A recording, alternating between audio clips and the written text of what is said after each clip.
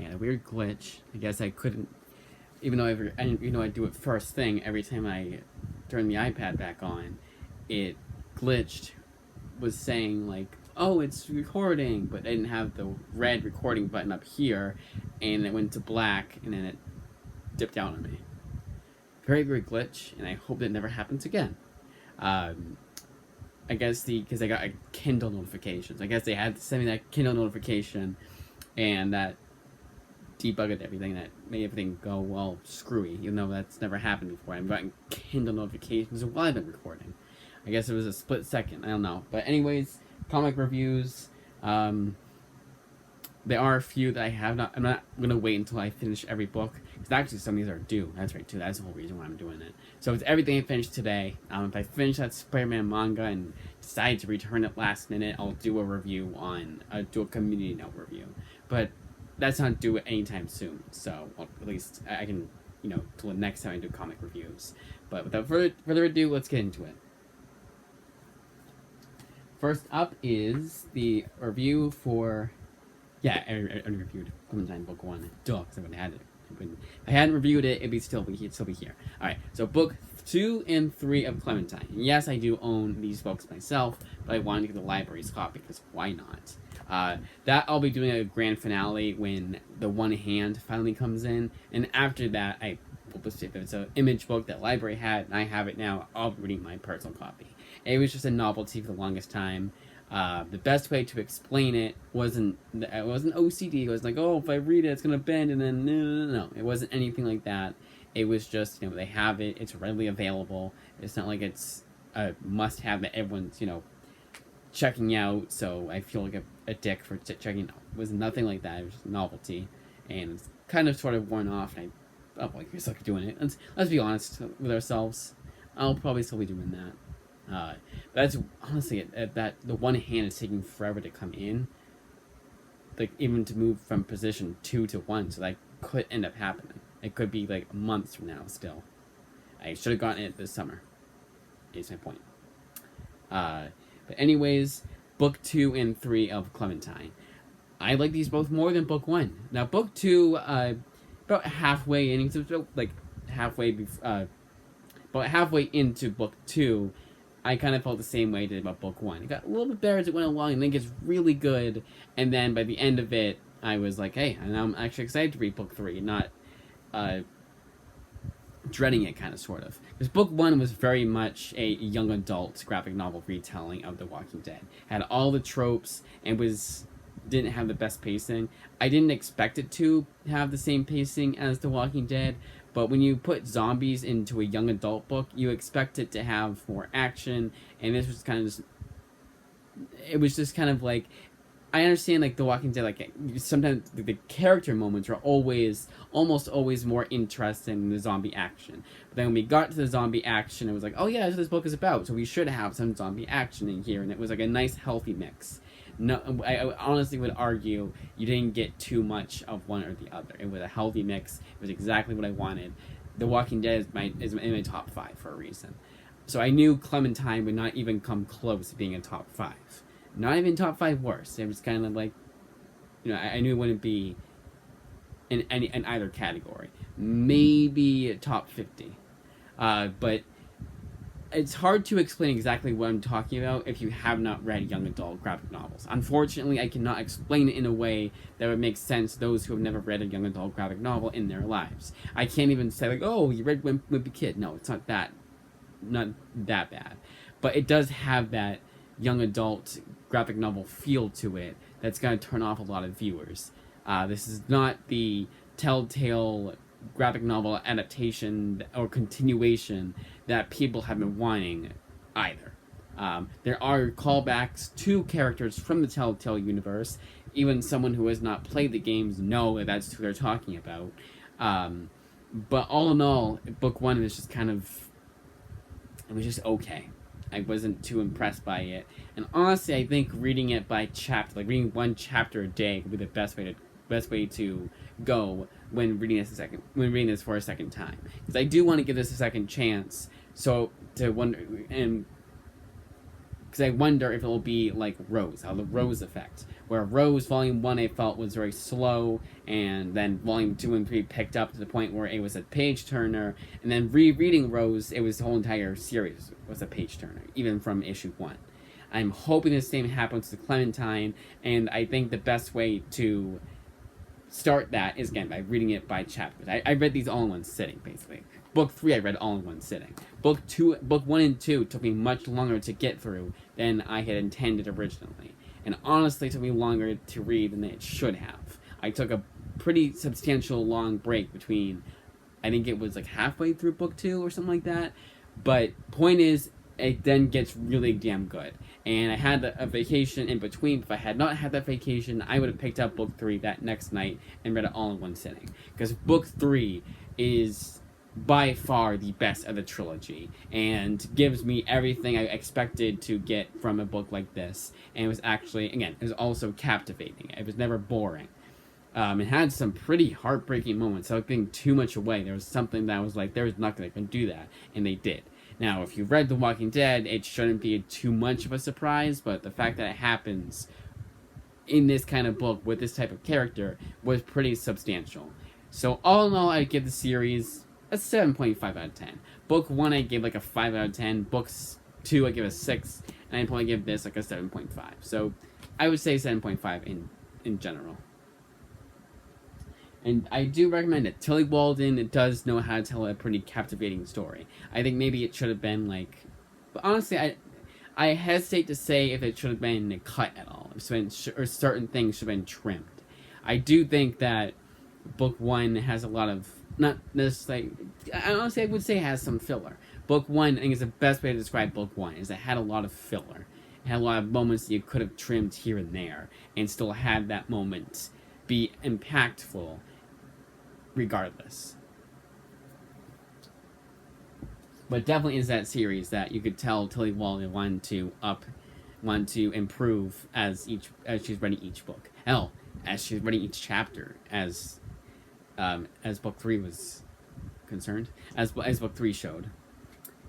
Bad Mother, this is one that I will read every now and then because it's really damn good. This is my type of indie comic. This is page turner, your novel, your murder mystery novel turned into a graphic novel, and they don't miss anything. Nothing is sacrificed for the graphic novel medium, except for, of course, because it's pictures, you don't have to explain what's going on in the pictures. You can have just no dialogue, no narration whatsoever, just pictures, just the artwork tell the story. And that's this comic does exponentially well. This is definitely one I recommend. This is probably the best. Honestly, I could see this getting people into the indie comics genre. And this is all in one too, so you don't have to read anything before. I don't think anything comes out after. I would like to see a sequel, but then I think about it and like, probably not. I think all the loose ends were tied up. And honestly, on a reread, the final issue made a lot more sense. The final issue, because again, a lot of it is told through the artwork and not the dialogue or narration, there are certain things that I kind of pay attention to, and there's a scene where it's one of those, like, only these two characters are going to understand what they're saying to one another, like code words kind of thing. And I understood that part, but everything after was like, wait, what the hell is going on here? And I was kind of confused. I understood what was going on in general, but I was confused as to, like, how it happened, how that, plausible deniability kind of thing. But I reread it and it made a lot more sense. I kind of felt a little bit stupid for not realizing it sooner. But definitely a must read. 9 out of 10. This is honestly the best argument for how comics can be for adults too, not just for kids. And nice little segue to that is I'm probably going to give up on Trinity. I'm giving it one more chance tonight. I just do not like Kurt Busiek's writing at all. And so that's my saying. If you don't see a review on Trinity, that is why. I also pushed it. Like I was like, okay, take a little break. And then it's like right before vacation. I'll come back from vacation and I'll, brand new slate, refreshed, jump back on Trinity. And then, honestly, if I hadn't gone to my closet, I would have forgotten about it completely. Unless I check my library's catalog, of course. But a little segue there, a little update there. Normandy Gold. This is exactly what should be done if you're going to adapt these hard case crime graphic novels. This has that feel through and through. And it does, honestly, I like the dialogue here. I like that it's dialogue heavy. The writing here is very strong. Now, it does have some tropes that are going to piss certain people off, and honestly, it got to the point where I was like, okay, it's a bit ridiculous. But I guess I can tell they're going for something, kind of like a no one, honestly, without giving too much away, it kind of gives you that no one is, like, everyone's against the main character kind of thing, except for a couple people, and I really like that. It wasn't boiled down to one gender. It was kind of like everyone. It was kind of slimy, and I really enjoyed that, and like, there's a lot going for that comic when I do something like that. But also, it's just really damn good pacing. And because it's been so long since I read this the first time, I didn't even know who the killer was. And then, while it's kind of a surprise, I will say one downside is I can kind of tell why this was $3.99 versus $19.99. Now, I think $3.99 is definitely a steal. But like if it was $10.99, it was half off, I would completely understand it and say it's completely justified. Saying $3.99, I think I'm slinging a bit too much there. I'm giving it bit too much hate there. Slapping in the face a bit too much there. But the characters aren't written super strongly, and when you find out who the killer is, it's kind of like, oh yeah, okay. I feel like it'd be a lot more shocking if the characters are written a bit more better. It still is. I still didn't know. I still didn't think. Oh, it wasn't predictable or anything like that. But it definitely also wasn't a huge shock surprise either. But all in all, this is definitely one to pick up. And I honestly would say $19.99 shouldn't be that expensive for a thin trade like this. But it's worth the price of admission because you'll enjoy. I'm not saying it so awkwardly. You'll enjoy what you read. Just say that. We Live. I've read this 5,000 times, and I've never gotten sick of it. It's like with Bad Mother, it's one that I will read every now and then. Why do I say every now and then? No, I'll read very frequently. And I really need to get the sequel. And unfortunately, I'm going to have to buy it myself. Now, why I say unfortunately, well, it's not by Image, so I have to break the rule, but I don't want to do that, because it's random books to break the rule with. But it's really good, and I'm dying to read the second volume. And honestly, this kind of did conclude. Like, you could argue that this could have been like a 5-issue miniseries, and it was always intended to be a 5-issue miniseries. But because there's so much going on in the background, you can make a sequel. Actually, it's pretty open-ended too.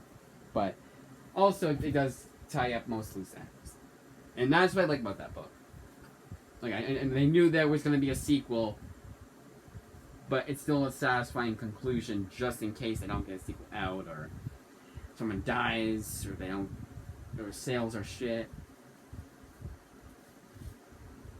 And I did not go over 10 reviews. Okay, so I did for Bad Mother.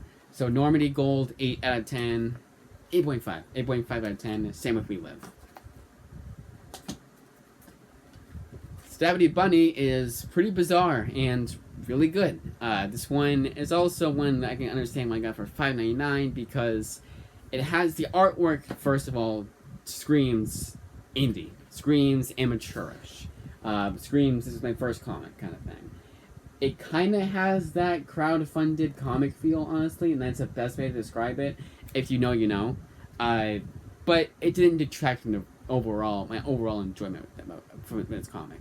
But I will say I think I liked it more the first time than I did the second time. Not drastically. I probably gave this a 9 out of 10, and I'd still give this an 8.5, but it definitely does have that crowd-funded comics feel, but one of the better ones. Again, if you know, you know.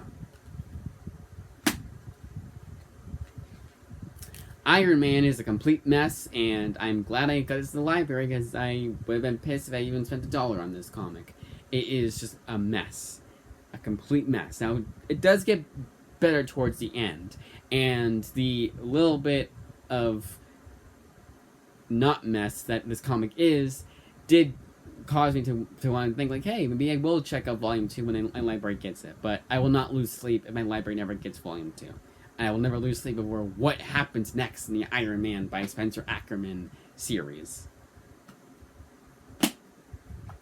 Black Widow Volumes 2 and 3 by Clay Thompson, unfortunately, are not as good as Volume 1. Now, Volume 1 is like leaps and bounds in terms of everything than Volume 2 and 3 is. Volume 1, it hooks you right from the start. It has something that admittedly has been done in Black Widow comics before, but here it's done in such a unique way, and in such a like investing way, engaging way. It, like I said before, it had me hooked pretty much from page 1. And a lot of twists and turns here, but I think they probably honestly could have told that whole entire story in 15 issues. Just after that, there's like what's next, and what's next isn't as interesting as what came before. But it's still overall, I still give it an 8 out of 10 or 7 out of 10 overall. 7.5. Let's say 7.5. A 7.5 overall, and it does get a recommend from me. And it's definitely one of Kelly Thompson's better comic runs. But she's definitely better at the small, the 5 to 6 issue runs, as the first volume of Black Widow and Jessica Jones are concerned. Honestly, you could argue that first volume could just be maybe do a 6 issue series instead of 5 issues, and that could be told in 6 issues. Now this can't be, obviously, but saying anything after. Saying like maybe you say, I don't know. But my point was that Volume 1 could have been a mini-series, and I've been fine with it. Ultimate X-Men Complete Collection Volume 2. Really damn good. Much better than Volume 2 was. So Complete Collection Volume 1. Halfway into Complete Collection Volume 1, I felt that the overall pacing and engagement, everything kind of went out the window, and we had some issues where I was like, I have to read another one this tomorrow, and I was kind of dreading it, but Complete Collection Volume 2 gives me exactly what those first 7 issues gave me, and more, honestly, and now I am almost fully invested. But reading a lot of this, it's just 13 issues, and I read 2 on the last day. I definitely was. Oh no! Issue 25 is 30 issues. It's 30 issues. Issue 24. Damn it! Come on! Issue 25 is 30 pages. Jesus Christ! And I felt every page, honestly, here and there. It did have some good pages went along, but it was kind of one of those issues I was kind of like, yeah, kind of glad I'm done into this. So I can take a little break from Ultimate X-Men. Now, is it as good as Ultimate Spider-Man is? God, no. But it is one of those Ultimate books I can see why it lasted for as long as it did. 8 out of 10. The Boys Complete Collection Volume 2 somehow is even better than Volume 1. I will die on the hill that the Boys comics are worth reading if you like the Prime Video series. Is it as good and tightly paced? No. There's a lot in here that I'm kind of like, yeah, I'm kind of glad they didn't adapt this. I didn't mind reading through it, but it definitely is one of those things where I'm like, yeah, I can see why they didn't adapt this, and why they kind of take certain things that they don't need to adapt in order to tell a more straightforward story that makes more sense and more in line with the story they want to tell in the TV show. They still want to make a great adaptation of the Boys comic, but they also, it's very faithful, but they also want to be like, yeah, we're not going to adapt this weird shit that you put into the comics that is just going to alienate viewers, if anything. But all in all, I give this comic run an 8 out of 10. Scalped. Top 5 material, 10 out of 10. Cannot wait to finish this series so I can finally officially put it in my top 5. Enough said. Cataclysm, The Ultimate's Last Stand. A not bad Ultimate Galactus story. It's nothing special. It's alright. 7 out of 10. Joshua Hale Flakeyov proves that he's a really good writer and Fielkoff, I think actually is Fielkoff? Fielkoff. And I would argue he writes the better stories here and has a better pacing in his stories. The first one's really good. Like, Hunger is like more of that. And that, as I say, is that. Now I gotta stack these in the right order. Because I can't return library books that aren't for my PC. I've done that twice now, so now I gotta really make sure that I'm just returning library books. Also, I gotta put in my backpack because I'm going back to work tomorrow, so I don't want to make it unnecessarily heavy. And the 2 movies. Again, movie reviews are only done on Instagram. So follow me there if you want to see my review of Minecraft movie and Black Widow the movie. Alright, I'll give a little post-credit scene. This sucked. This was... I still will die on this hill if this is actually pretty damn good. Not great, but just pretty good. Good.